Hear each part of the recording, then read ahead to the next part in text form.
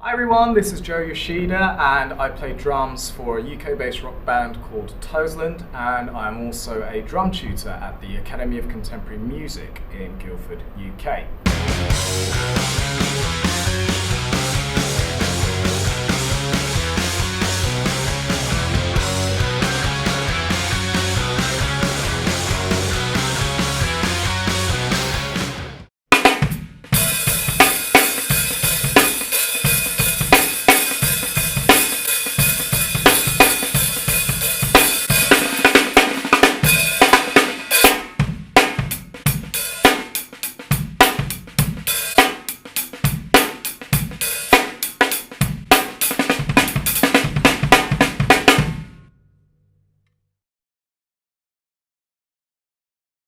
Today I'm here at the Academy of Contemporary Music to run through a test trial of a prototype drumhead that Evans Drumheads has sent over to me.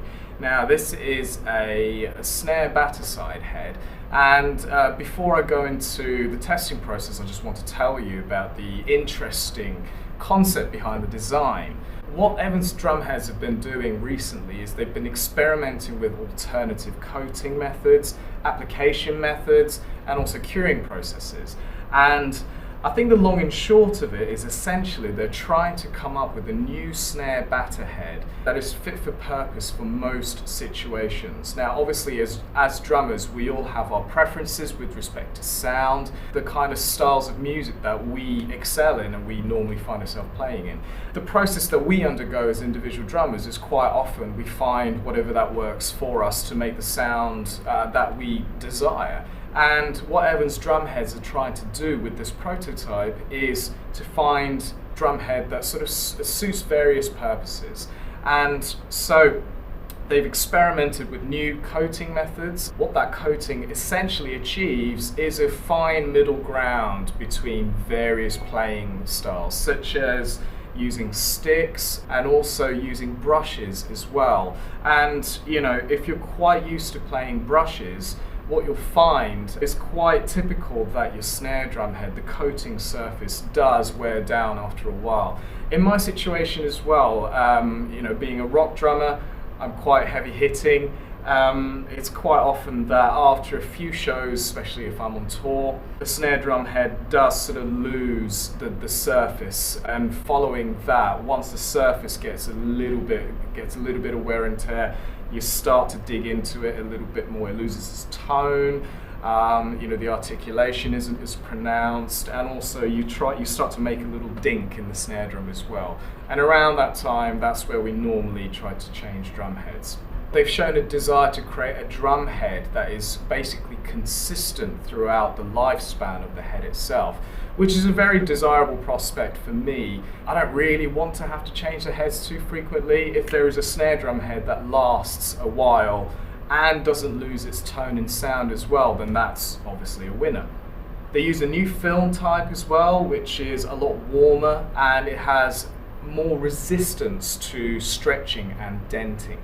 Since it's a prototype testing process, they've deliberately given me very little information apart from the sort of concept behind it. So it's kind of been quite an intriguing and interesting process for me to try this out. And essentially it's kind of nice for me actually to not know the ins and outs and the specs of the drum head, because it's good for me to be able to test it at face value and just to put it on as I would normally do with any drum head that I would use from Evans Drumheads, and just crank it up to the tuning that I would normally go for and play in the normal way that I would possibly play as well. So what I'm going to do, we are going to try out different tuning ranges. First of all, I've got a tuning range that, in my opinion, is sort of in the middle ground, okay? And then also I'm going to experiment with a deeper tuning, a much lower tuning, shall I say, and also the opposite end of the spectrum, we're going to take it a little bit higher.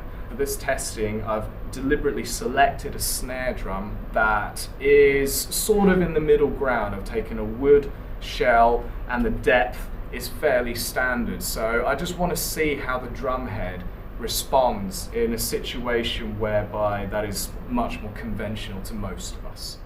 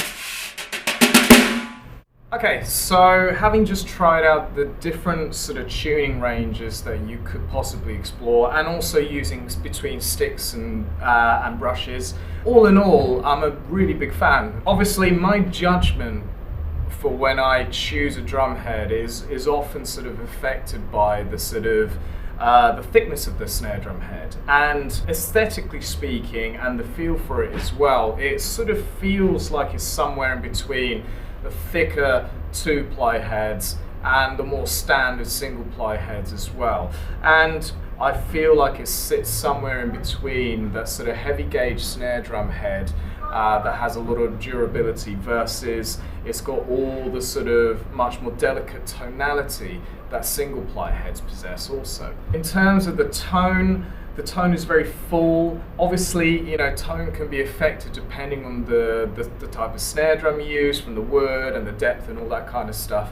But I find that, you know, I get a really full response from this drum head, and it's very bright. It's very lively. It sounds really honest, actually.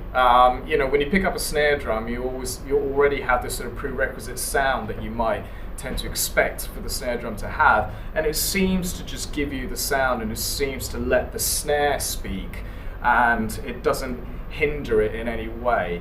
And also, and this goes for, you know, exploring the different tonal qualities by changing the tunings as well. It just seems to have the sort of the most honest voice that you can get out of the snare drum. At the sort of medium and higher tuning, and to an extent in the lower tuning as well, you still have that good articulation. And I think it's testament towards the fact that the surface of the snare drum, it does feel a little bit unique actually. It's the grain of it is quite interesting, and it responds really, really well at the higher tuning ranges as well. So whenever I'm playing a groove where in between the backbeats I'm playing ghost notes, everything is really, really precise, to the extent where the ghost notes and the articulations are so well pronounced that it sort of makes you reflect upon your own playing, actually, to see, it actually makes you hear whether you are executing those ghost notes as fluidly as possible. So I think that's a good thing, and it obviously further sort of cements the whole concept of, you know, letting the snare drum speak, and it really pronounces every little thing and every stroke that you put into it. The level of sustain at the higher tuning is really, really good.